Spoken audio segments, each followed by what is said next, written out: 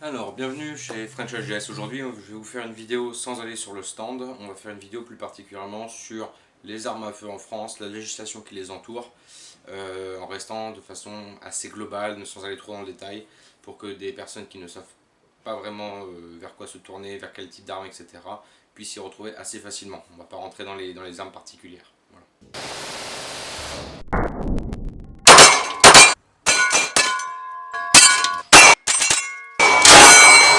Donc il y a en France 4 catégories d'armes, A, B, C et D. Catégorie A, vous ne pouvez pas avoir ou vous ne pourrez plus avoir pour ceux qui ont les dérogations particulières, qui ont fait passer leur arme en catégorie A. Pour les catégories B, c'est soumis à autorisation de la préfecture.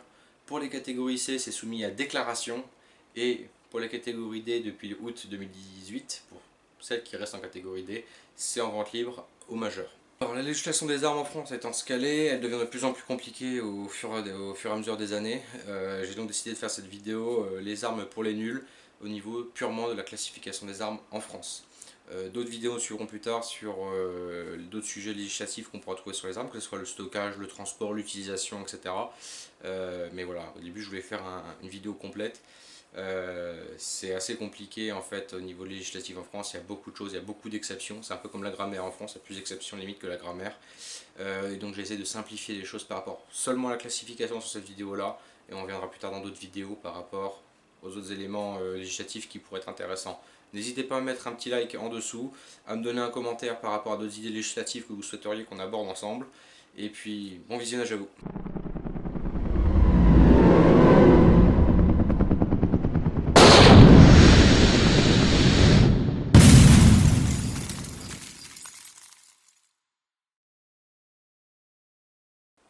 Alors, avant de parler sur la classification des armes à feu actuelles en France, j'ai trouvé très intéressant, en fait, suite aux petites recherches que j'ai pu être amené à faire, de faire un petit peu l'histoire de la législation des armes en France. Il faut savoir que dans l'Ancien Régime, la monarchie, les armes étaient réservées aux seigneurs, à toute personne noble à ce temps-là. La Révolution française donc bouscule tout ça et permet à tout citoyen de détenir une arme à feu. Mirabeau pensait même mettre dans la Constitution française, aux mêmes images que la Constitution américaine, un droit d'avoir des armes et de les détenir et les utiliser. Malheureusement, c'est paru tellement logique pour eux qu'au final ils se sont dit bon, ça sert à rien de le mettre, de toute façon c'est normal, c'est comme ça, et ça n'a pas été mis dans la Constitution. Ensuite arrive la Deuxième Guerre mondiale, 1939, où en fait l'État français décide de créer une restriction des armes à feu pour éviter des révoltes contre l'envahisseur. Cela permettait en fait dans leur idée d'éviter que voilà, une fois que la guerre était gagnée d'un côté ou comme de l'autre, c'est éviter des représailles de la part de la population française. Pour ceux qui sont un peu plus anciens, enfin qui ont voilà, une trentaine d'années ou au-dessus, vous avez certainement connu les 8 catégories d'armes qui ont existé pendant quelques années. Eh bien, écoutez, ces 8 catégories d'armes ont été créées à partir de 1939, justement, au moment de cette législation. Ça a été déjà extrêmement restrictif pour la plupart des gens. Voilà, il venait d'un moment où la France avait une vraie culture de l'arme, tout le monde pouvait avoir une arme, jusqu'au jour où il a fallu avoir des autorisations spécifiques pour telle ou telle arme. C'était d'autant plus restrictif en 1941 avec le régime de Vichy qui a tout simplement banni les armes interdites, allant jusqu'à la peine de mort pour ceux qui les détenaient, qui ne les avaient pas remis dans les temps. Alors, ensuite, il y a eu pas mal de législations, il y a eu des armes interdites qui sont été autorisées, qui sont passées d'une catégorie à l'autre, enfin bon, je ne vais pas aller dans tout le détail.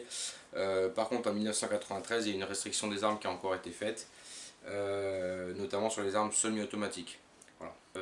Il y a eu aussi les fusils à pompe qui ont changé de catégorie. Certaines personnes qui à l'époque avaient des fusils à pompe ont pu les garder avec une autorisation viagère à vie. Mais en tout cas, voilà, ça fait partie des dates importantes par rapport aux restrictions sur les armes à feu. Ensuite, on a eu le 16 décembre 1998 avec un sénateur du PS, Bruno Le Roux, dont on entend souvent parler par rapport aux armes. Certainement un expert des armes à feu. Il a proposé beaucoup de sujets sur les armes à feu. Mais avoir une arme dans notre pays, ce n'est pas un privilège. Fêlez de la gâchette. Ceux qui hantent nos forums, c'est fêler de la gâchette. De faire reculer à chaque fois, c'est fêler des forums aujourd'hui sur Internet qui n'ont d'échange que dans la mesure de leur arme à feu, très certainement venant parce qu'ils ne savent parler d'autre chose. Et donc en fait dans cette nouvelle loi qui est arrivée le 16 décembre 1998, les armes dans 5e et en 7e catégorie, qui étaient encore accessibles de façon totalement ouverte à toute personne qui souhaitait les acquérir, ont été restreintes au niveau légal qu'aux détenteurs du permis de chasse et des tireurs sportifs. Vient l'année 2013, donc là beaucoup plus de gens en parlent et c'est une date importante, c'est là où la classification européenne s'est mise en place avec une simplification des différents types d'armes. Au lieu d'avoir 8 catégories, on est passé à 4, A, B, C, D. Et ça, c'est poursuivi jusqu'au 1er août 2018, donc le sujet dont nous en avons parlé, qui a encore fait une modification des armes, et qui du coup a refait passer des armes à gauche, à droite, etc. Et ça devient beaucoup plus compliqué. Alors, concernant la catégorie A, donc est une arme qui est une catégorie en fait par principe interdite à toute personne, sauf dépositaire de l'autorité publique, notamment les militaires, les gendarmes, les policiers, etc. Ou sous autorisation très spécifique à des experts. Donc il y a deux grandes catégories dans la catégorie A. Il y a la catégorie A2 qui est, alors vous n'y pensez même pas, vous ne la verrez pas, c'est tout ce qui est matériel de guerre, matériel de transport d'armes de guerre, et il y a aussi tout ce qui est matériel de protection contre les gaz de guerre, voilà, tout ce qui est masque à gaz, etc., militaire. Ce qui va nous intéresser, c'est la catégorie A1, qui elle est assez simple à comprendre en fait, les armes à feu d'épaule. Dès que l'arme peut être réduite à 60 cm une fois la crosse pliée mise au plus bas, par exemple sur les AR-15, là on est en catégorie A. Tout ce qui est arme à feu automatique, ça a toujours été en catégorie A depuis 2013, c'est pas nouveau. Ce qui était nouveau cette année, c'est que ce sont aussi les armes qui sont d'origine automatique, converties pour le tir sportif ou pour le tar, etc., en armes semi-automatiques. Normalement on ne peut pas revenir en arrière, mais bon, la loi a fait depuis 2018 que les armes qui sont d'origine automatique maintenant sont en catégorie A. Voilà, ceux qui les ont peuvent les garder pour le moment, on verra plus tard. Donc toutes les armes qui vont tirer des munitions métalliques supérieures à 20 mm sont classées, on va appeler ça des obus, donc forcément c'est pas accessible à la plupart des gens dans le tir sportif, ça n'a aucun intérêt d'y être. On a aussi les armes et les munitions qui se tirent dans des armes à canon lisse supérieures au calibre 8, ça c'est pareil, c'est interdit, c'est en catégorie A. Et enfin, on a les armes qui sont camouflées. Donc par exemple, quand vous avez des armes camouflées dans la canne du grand-père, dans un briquet, dans un ceinturon, etc., ça sont classées en A, donc elles sont par défaut interdites. Dernière chose qui est classée en A, qui est assez intéressante à voir, ce sont les systèmes d'alimentation des armes. Alors, un système d'alimentation, ce sont des chargeurs généralement, qui ont des armes. Donc pour les armes de poing, c'est tout ce qui est supérieur à des chargeurs supérieurs à 20 coups. Pour tout ce qui est armes d'épaule, il faut le diviser toujours en deux parties. Les armes à percussion annulaire, par exemple le 22 long rifle, et les armes qui sont à percussion centrale, donc la plupart des autres calibres. Si c'est à percussion centrale, il ne faut pas que ça dépasse 10 coups dans le chargeur. Si c'est à percussion annulaire, il ne faut pas que ça dépasse 30 coups dans le chargeur. Voyons maintenant la catégorie B.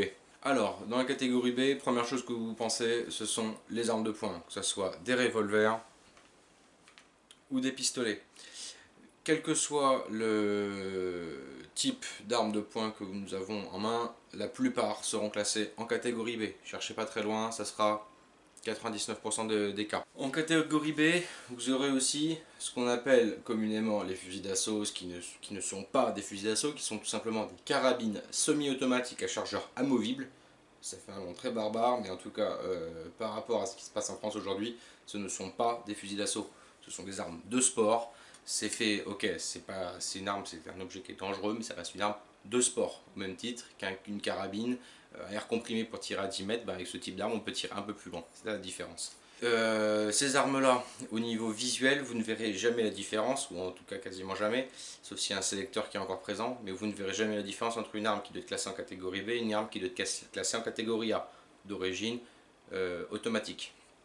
Ça sera soit l'histoire de l'arme que vous connaissez, certaines marques le font que en semi-automatique, ou alors ce seront les armuriers qui eux pourront vous dire voilà, c'est tel ou tel type d'arme. Pour cela, n'hésitez pas à me contacter si vous avez un doute sur si vous avez le modèle de l'arme, n'hésitez pas à me contacter, on pourra échanger là-dessus, ou aller voir un armurier tout simplement qui sera certainement le plus compétent pour pouvoir vous indiquer le type d'arme. Pour qu'il soit classé en catégorie B, il faut qu'il n'y ait, que ce soit pas une arme qui était auparavant fabriquée en automatique. Voilà, celle-là a été fabriquée dès l'origine en semi-automatique. Il faut que les systèmes d'alimentation, donc les chargeurs, soient maximum de 10 coups. Si vous avez la même arme qui tire de la munition annulaire, du 22 long rifle par exemple, les chargeurs pour être en catégorie B peuvent monter jusqu'à 30 coups. Alors, certaines armes en catégorie B aussi, bon, qui sont assez rares à voir, sont les armes à répétition manuelle, donc ça peut être un levier sous garde, ça peut être un culasse classique.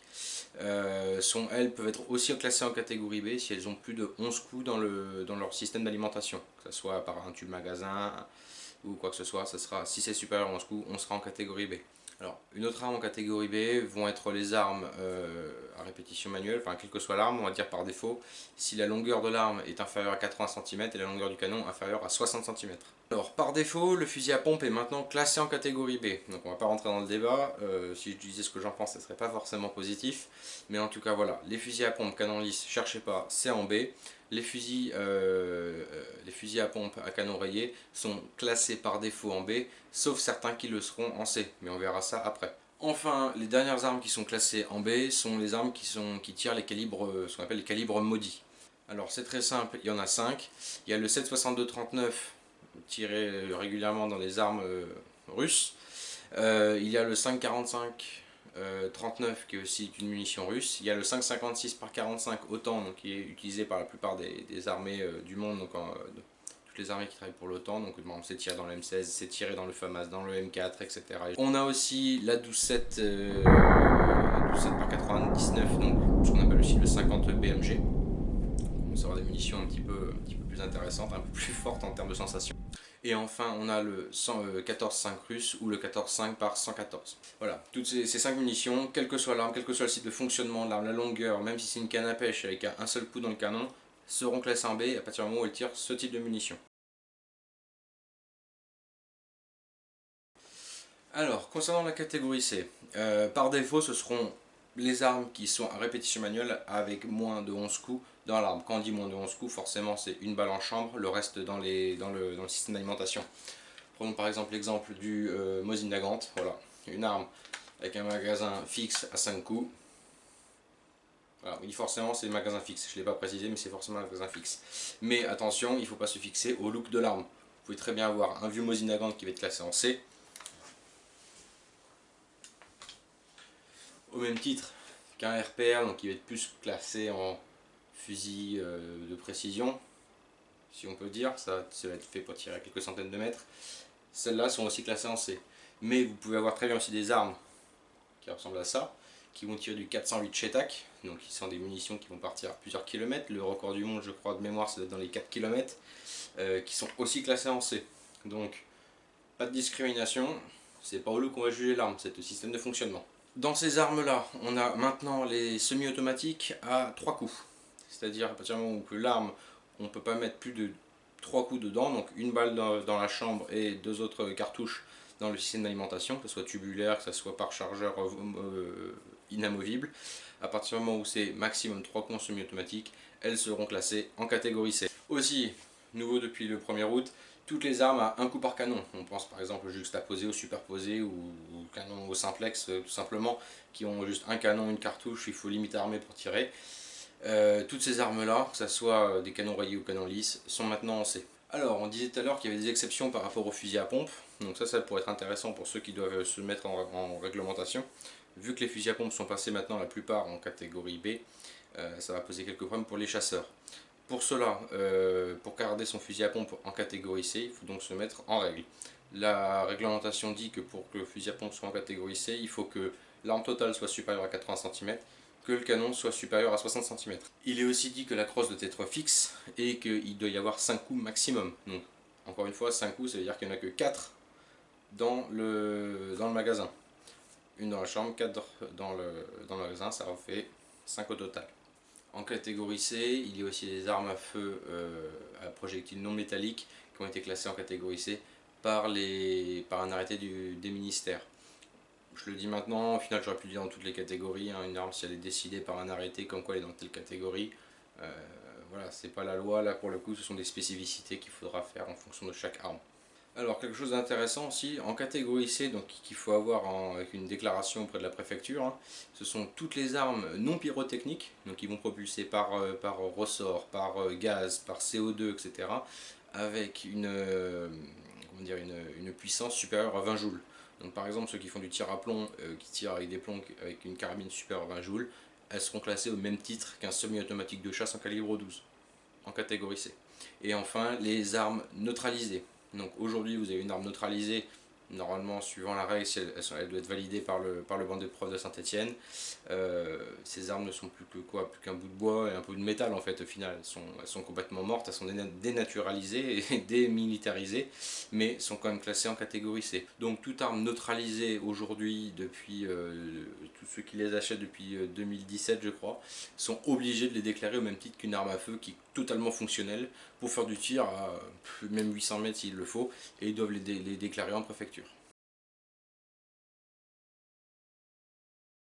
La catégorie D maintenant. Alors, malgré ce que certaines personnes pensaient, la catégorie D existe toujours par rapport aux armes à feu. La seule chose qui a été supprimée dedans, c'est la catégorie D1. Les armes semi-automatiques, les armes à un coup par canon, etc., qui est passée en catégorie C. Mais la catégorie D, D2, enfin anciennement D2, existe encore en catégorie D. Ce sont les armes dont le modèle date d'avant janvier 1900. Donc, ce sont des armes un petit peu anciennes qui sont encore classées en catégorie D2. Il y a par exemple aussi toutes les armes qui sont classées d'avant 1900, donc même si ce sont des reproductions. Ça, par exemple, on est sur une arme qui doit être faite par Pietta, voilà, qui est un Colt Dragoon 1851, donc forcément production actuelle, mais en tout cas une arme de type ancienne, qui ne tire pas plutôt de munitions à étui métallique. Donc par exemple dans cette arme là je ne peux pas insérer de munitions comme du 45 long Colt ou quoi que ce soit. C'est du rechargement à poudre noire. Celles-ci sont encore classées en catégorie D2. Comme je disais auparavant, certaines armes sont encore classées en catégorie D suivant un arrêté. Voilà, ça je ne peux pas vous les énumérer, malheureusement il faut regarder les arrêtés en fonction de votre arme. Maintenant, si vous avez une arme qui a été fabriquée dans les années 2018, il y a très peu de chances qu'elle soit classée en catégorie D2. Hein. En catégorie D, on trouve aussi toutes les armes à blanc, à gaz, de signalisation. Donc par exemple pour tout ce qui est entraînement pour les chiens, par les maîtres chiens. Signalisation pour tout ce qui est les personnes qui sont sur les bateaux, qui ont besoin de se signaliser un jour s'il y a un accident. Et les armes d'alarme, donc c'est ce qu'on appelle les armes aussi qui tirent des balles à blanc, mais qui tirent aussi des balles au poivre, etc. Qu'ils achètent pour chez eux, pour la défense. C'est pas forcément ce qu'il y a de mieux, renseignez-vous avant de prendre ce genre de choses. Mais voilà, en gros, ça fait une détonation et une projection de poivre qui est propulsée vers la zone qui est visée. Alors, dans la catégorie C, on a parlé des armes qui étaient supérieures à 20 joules. Dans la catégorie D, il y a toutes les armes qui sont supérieures à 2 joules et inférieures à 20 joules. C'est pour ça que la plupart du temps, quand vous achetez des armes à plomb, elles sont à 19,9 joules. Ça permet de les classer en D et donc de les vendre de façon libre à quelqu'un qui a 18 ans. Enfin, on parlait des munitions à chaque fois dans les différents types de classements. Dans la catégorie D, les seules munitions qui sont autorisées en catégorie B, c'est la poudre noire. En gros, on parle des munitions et de la poudre noire, mais bon, les plombs en soi ne sont pas classés. C'est juste une bille en plomb. Donc théoriquement, vous pouvez en trouver n'importe où. Par contre, la poudre noire est, elle, classée en catégorie D et vous sera demandé quelques justificatifs avant de vous la vendre. Voilà, bah écoutez, en espérant que cette vidéo vous ait plu, mais voilà, en tout cas, j'espère que ça va permettre de vous voir les choses de façon plus simple. Si vous avez des questions plus précises par rapport à telle ou telle arme, n'hésitez pas à me contacter. Via la page Facebook notamment, il y a quelques personnes qui me contactent pour me demander voilà j'ai tel truc, qu'est-ce que je peux faire, etc. Je suis pas là attention pour vous dire vous cachez vos armes ou quoi que ce soit, je suis là plutôt pour vous aider justement à régulariser la situation si besoin, ou en tout cas vous aiguiller vers les bonnes personnes pour le faire. Sur ce, bah écoutez, je vous remercie tous d'avoir eu la patience de regarder cette vidéo qui est un petit peu moins attrayante que la plupart étant donné que je ne suis pas sorti sur le stand de tir, mais en tout cas qui vous permettra certainement d'avoir une vision plus globale des armes en France. Par rapport aux classifications des armes que j'ai pu faire par rapport aux 4 catégories, Je ne me suis pas appuyé sur n'importe quelle page d'internet, hein, je suis allé sur Légifrance et sur d'autres sites du gouvernement. Donc allez là-dessus, c'est un peu plus imbuvable que les vidéos, enfin du moins je l'espère, ou alors c'est que je suis pas clair. Mais voilà, en tout cas, j'essaie de simplifier les choses pour que ça soit accessible à la plupart des gens. Allez, bah écoutez, bonne journée à vous, puis encore merci à ceux qui m'ont prêté deux trois armes pour pouvoir les présenter dans la vidéo et illustrer mes propos.